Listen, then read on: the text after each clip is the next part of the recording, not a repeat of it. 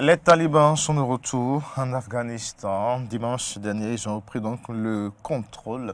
Situation qui inquiète un peu et bien sûr la communauté internationale. De quoi cela retourne concrètement et quel avenir politique et quelle stabilité pour le pays avec le retour des talibans. On parle bien sûr surtout d'un mouvement qui prône bien sûr beaucoup de choses. Morgan Mentodi Asogba nous parlera par exemple de charia et bien d'autres également. Pourquoi les talibans sont-ils craints et pourquoi bien sûr les Afghans cherchent à quitter le pays. Nous allons donc savoir tout avec notre invité du jour. Morgan, bonjour. Bonjour.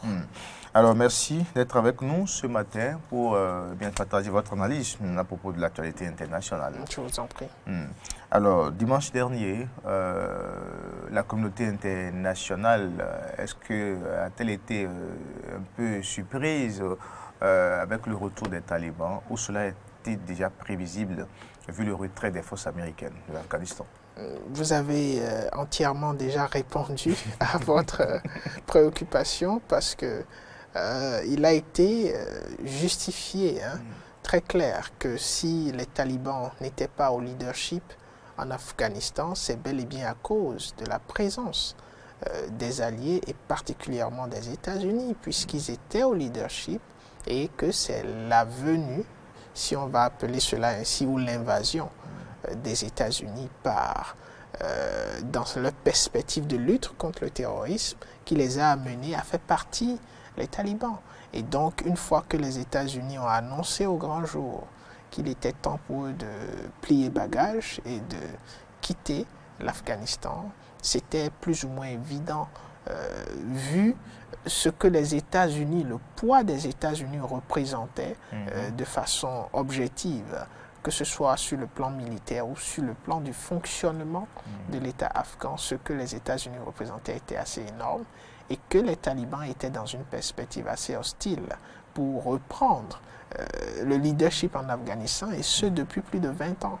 Et donc, c'était assez prévisible pour certaines personnes, pour certains analystes, même si les États-Unis voulaient croire que cela n'allait pas se passer ainsi. D'accord. Alors, en entendant de revenir sur cette décision de Biden, alors aujourd'hui, pourquoi le retour des talibans, ça fait craindre en Afghanistan? C'est un retour qui fait craindre à cause de tout ce qui se passait déjà lorsque les talibans étaient au pouvoir. L'application stricte de leur compréhension du Coran et de la charia, qui ne fait pas forcément cas de tout ce qu'on peut considérer aujourd'hui dans le monde du XXIe siècle comme liberté publique, comme valorisation des droits de la femme et bien d'autres aspects de la vie au quotidien, mais qui est un régime assez strict et concentré sur les valeurs religieuses et donc qui ouvrait ou permettait qu'on ait des abus assez massifs et considérables des droits humains. Et on voit donc par le retour des talibans, sur le retour de ces pratiques-là, que si on va vraiment regarder, n'avaient pas forcément disparu, si ce n'est qu'à Kaboul et dans certaines zones où les Américains avaient réussi à instaurer l'application de leurs valeurs sociétales. Donc c'est ce qui fait craindre le retour des talibans à Kaboul et dans leur leadership de l'Afghanistan. Mais quand on en suit un peu le discours, oui. C'est un discours rassurant, surtout vis-à-vis des femmes, des minorités religieuses, des opposants de la communauté internationale. Oui, il faut comprendre ce discours parce qu'il y a un principe assez important dans le fonctionnement des États et même dans l'évolution des sociétés. C'est qu'il y a un environnement qui se crée et donc lorsque vous revenez à la charge, vous devez d'une certaine façon cohabiter avec cet environnement pour ne pas vous retrouver dans des conditions qui ne vous plaisent pas. Et qu'on le veuille ou non, même si les talibans reviennent au leadership en Afghanistan, il y a un certain nombre de choses qui ont changé durant ces 20 dernières années et il y a un certain nombre d'environnements qui a été instauré non seulement par les Américains mais par la communauté dite internationale. Et donc les talibans ont intérêt à travailler à ne pas avoir une rupture totale et immédiate des relations avec la communauté internationale, même si on a l'impression de voir un certain nombre d'acteurs de cette communauté qui soient dans la dynamique de reconnaître le leadership des talibans, nous pouvons déjà apprécier ici cet élément-là qui fait en sorte que les talibans ont un discours modéré. Est-ce qu'ils vont essayer de le faire ou ils ne vont pas du tout le faire?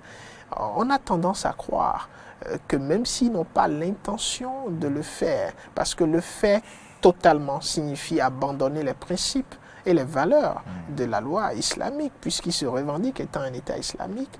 Mais malgré cela, ils vont quand même devoir faire quelques petites concessions pour continuer à bénéficier de l'appui technique et voire même financier d'un certain nombre d'acteurs de la communauté internationale, puisque les relations internationales, ce sont des relations d'intérêt. Si les talibans estiment qu'il faille continuer à maintenir l'apport de la communauté internationale, ils vont devoir céder à un certain nombre de principes, et c'est donc dans cette dynamique d'ouverture qu'ils s'inscrivent dans leur discours. Alors, c'est vrai que sur ce discours, les observateurs, vous n'êtes pas les seuls à prendre ça avec des pincettes, mais au niveau international, oui, mais, tout le monde se dit, on ne croit pas, on ne croit pas à ces propos, c'est purement politique selon certains observateurs. Comme vous l'avez dit, c'est purement politique. Alors, mais qu'est-ce qui explique en fait ce retour quand on parle de la capacité quand même des autorités afghanes? Parce que la présence américaine, ça fait déjà des années. Et ça dit que le système à l'interne même était autant fébrile. Comment l'expliquer? Parce que Joe Biden, pour lui, c'est que c'est de la responsabilité des autorités afghanes de pouvoir contrer, en fait, et non les Américains. Alors, qu'est-ce qui a rendu l'État afghan aussi faible par rapport donc, à ces talibans? Alors, on peut essayer de voir là deux facteurs. Facteurs internes, un ensemble de facteurs internes et un autre ensemble de facteurs externes, en donnant beaucoup plus de privilèges aux facteurs externes, parce que c'est le facteur externe qui a permis aux autorités afghanes telles qu'elles étaient connues pendant les 20 dernières années d'exister. C'est-à-dire sans le facteur externe. Les autorités afghanes telles qu'elles étaient connues durant les 20 dernières années n'auraient pas existé. C'est bel et bien l'intervention des États-Unis et de leurs alliés qui ont permis d'installer ces autorités afghanes. Ce facteur externe, alors, s'est concentré sur deux choses principales. La maîtrise du lieu le plus stratégique qui semble être le lieu phare du pays et a donc concentré toutes ses valeurs, toute sa puissance dans ce lieu qui est Kaboul. Et ensuite, comme l'a dit le président américain, aller contre le terrorisme. Et pas terrorisme, les États-Unis ont toujours entendu affaiblir Al-Qaïda et mettre fin au jour de Ben Laden, ce qui a été fait. Et donc, si on reste dans la logique du chef d'État américain, l'objectif qui était de mettre fin au jour de Ben Laden, qui était reconnu comme étant le cerveau des attentats du 11 septembre, a été atteint, et aussi l'affaiblissement de ce qu'il considère comme étant un réseau terroriste assez fort qu'est Al-Qaïda a aussi été atteint. Mais nous n'allons pas nous en tenir qu'à cette conception du terrorisme des Américains. Lorsque vous décidez de regarder l'autre conception, et qui fait que les Américains qualifient les talibans de groupes terroristes, eh bien, ils ont permis aux talibans de revenir encore à la charge. Et donc, ça dépend de la perception que vous avez. Alors maintenant, le facteur interne, c'est quoi? C'est que les acteurs politiques en Afghanistan, dans le fond, n'ont jamais su imposer leur vision à la communauté afghane. Et quand on parle de communauté afghane, on ne parle pas de ceux qui vivent à Kaboul. On parle de ceux qui vivent un peu plus loin, de ceux qui se retrouvent aujourd'hui à être des talibans et a partagé cette vision de la valorisation de l'islam, de cet aspect de l'islam qui souhaiterait ou qui estime qu'il faille respecter les textes et particulièrement les lois concernant la charia. Et donc, ces gens existent toujours, font partie des populations afghanes et épousent d'une façon ou d'une autre la dynamique des talibans.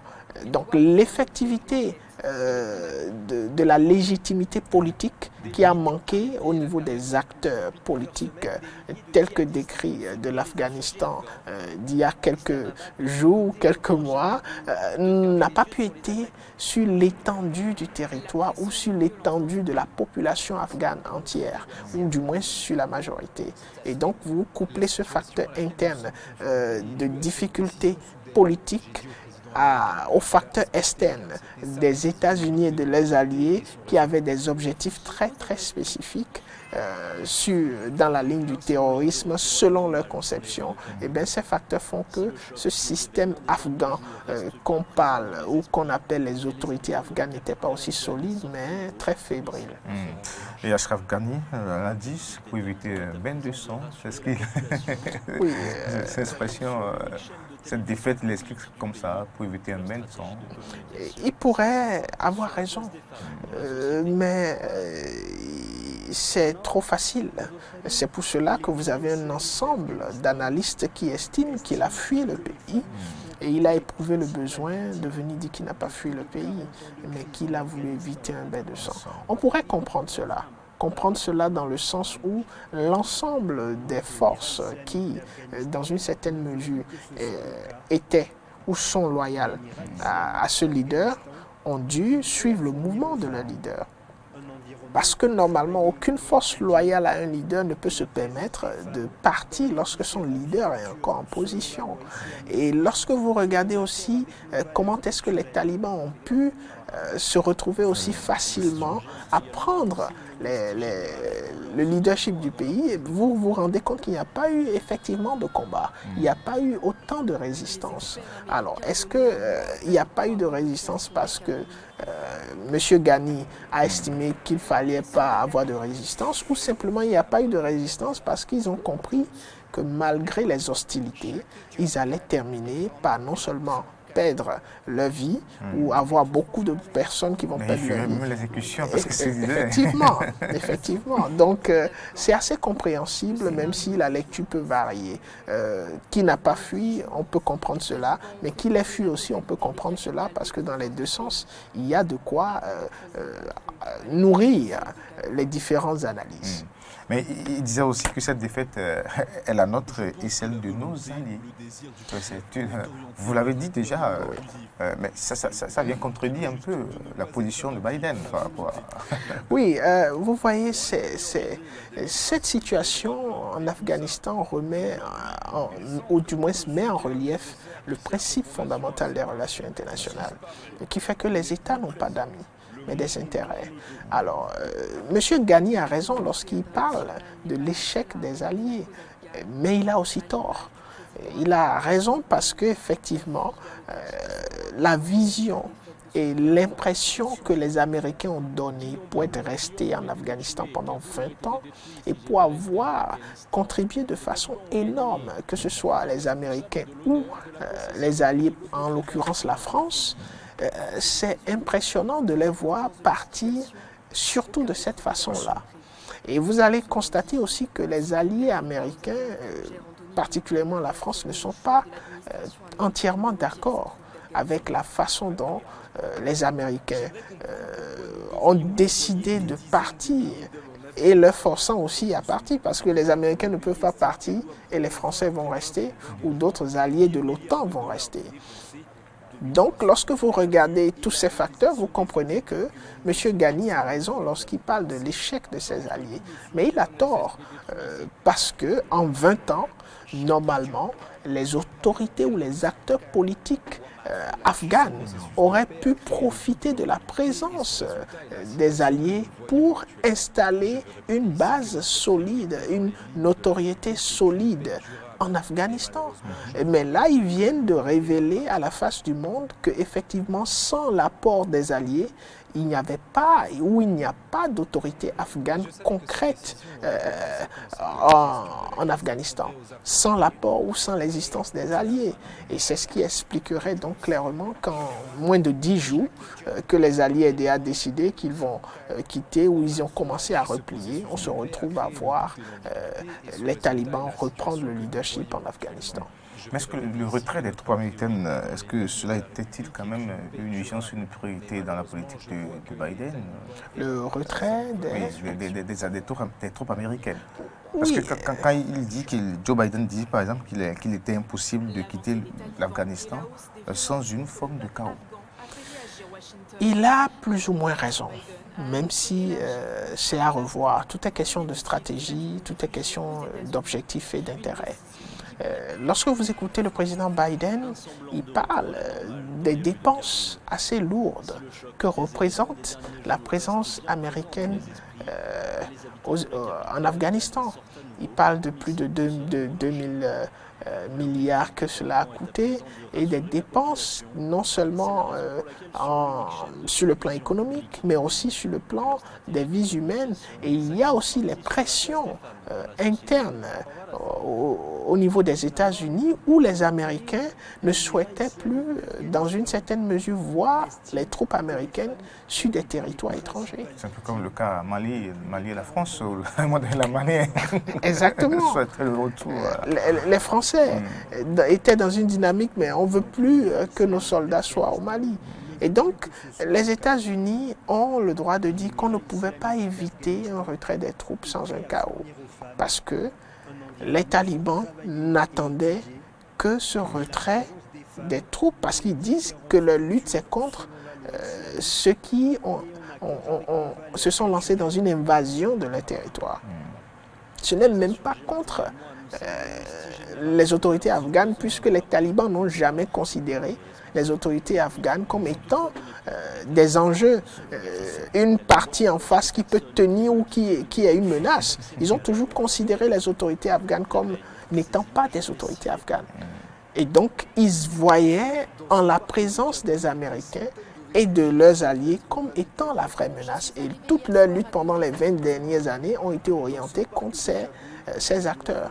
Et donc, Joe Biden a raison lorsqu'il dit qu'on ne pouvait pas éviter le chaos, puisque les autorités américaines étaient assez conscientes de la capacité des talibans et étaient aussi conscientes de l'incapacité de ce qu'on pouvait considérer comme les autorités afghanes. Donc c'est assez clair.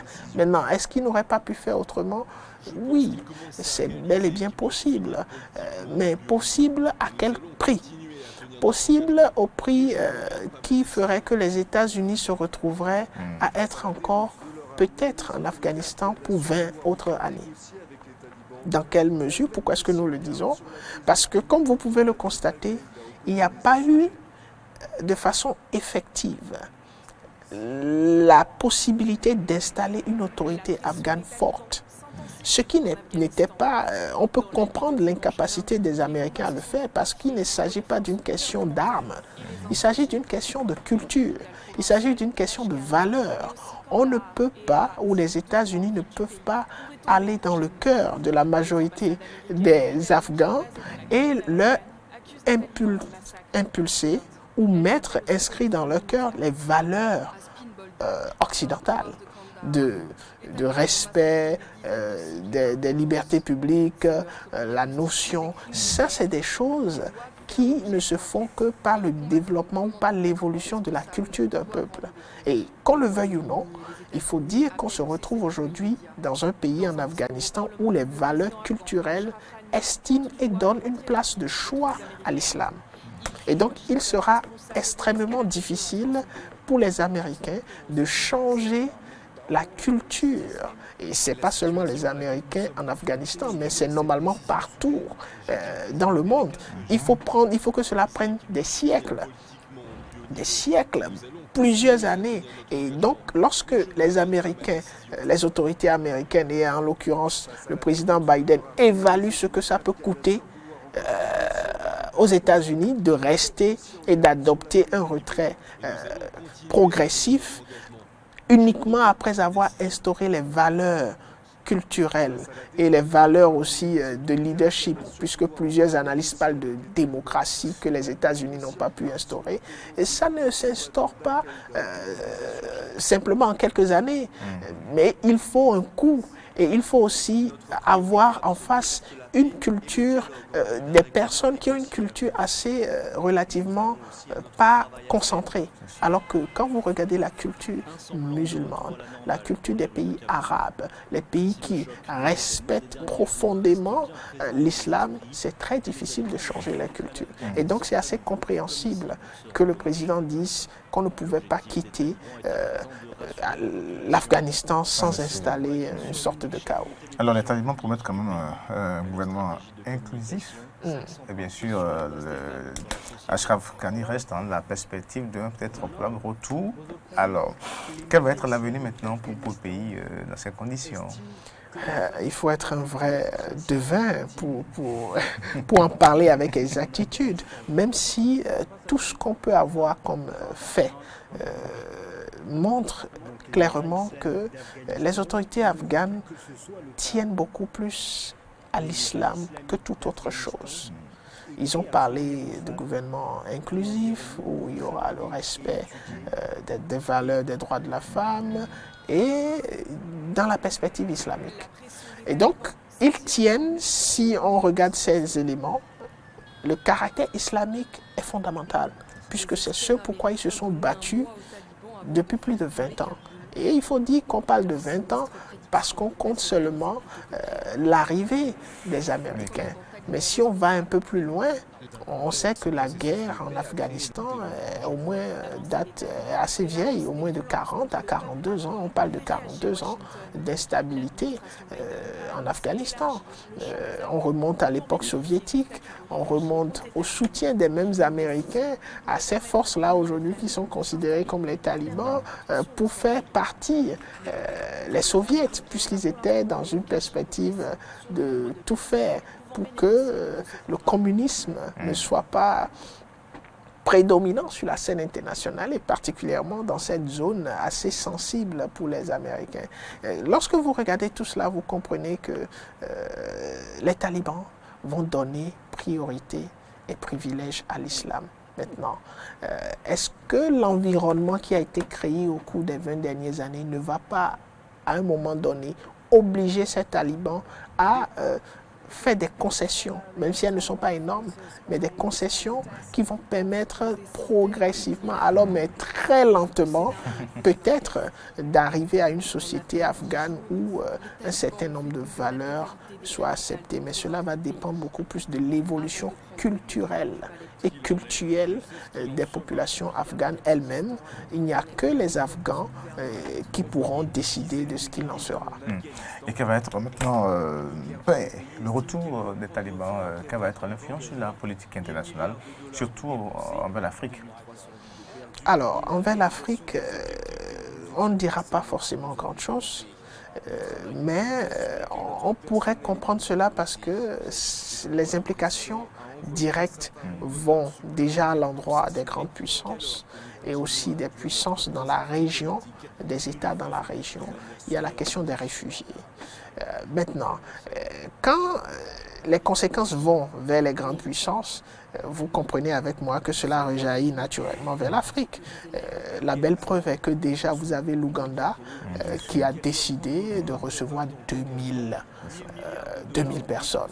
Alors on se demande, l'Ouganda qui est ici en Afrique, et, oui, ben, l'Ouganda fait pourquoi? Parce que les États-Unis ont un deal, ont décidé d'avoir un deal et ont convaincu les autorités ougandaises, même si elles ne vont pas dire qu'elles ont été convaincues par les Américains, mais ont convaincu les autorités ougandaises à considérer cet aspect et qui est déjà plus ou moins consommé.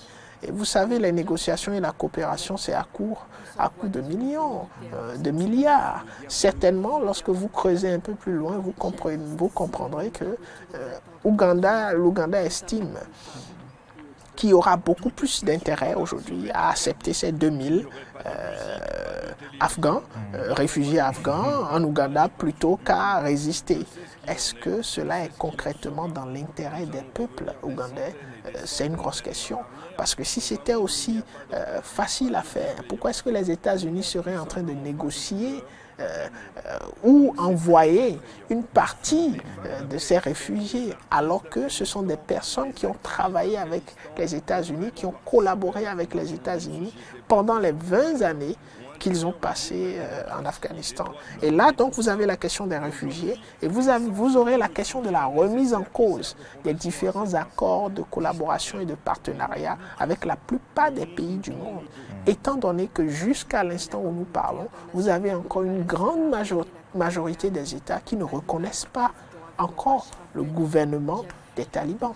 Vous en avez pratiquement pas, à part l'exception qui est faite de la Chine et de la Russie, dont d'ailleurs les ambassadeurs n'ont aucune inquiétude par rapport à la prise du pouvoir par les talibans. Donc voilà un peu... Cette deux puissances restent-elles des alliés pour les talibans? On peut l'affirmer, non? On ne va pas l'affirmer, mais on va quand même constater les faits sur le terrain, qu'ils n'ont aucun problème avec les talibans. Et quand vous n'avez pas de problème avec les talibans, ça veut dire d'une façon tacite, même si ce n'est pas express, que quand même vous avez des relations. Quelle est la nature de ces relations? On ne saurait le dire, on va juste attendre qu'ils se prononcent. Mais il semblerait, sur la base des faits qui sont observés, que la Russie et la Chine restent dans la coopération et la collaboration avec les talibans. Merci Morgane pour ces précisions. Merci, bonne journée. Merci. À vous, merci surtout la disponibilité et bien sûr à échanger avec nous et apporter un de plus à nos émissions sur Identité du Diaspora FM bien sûr.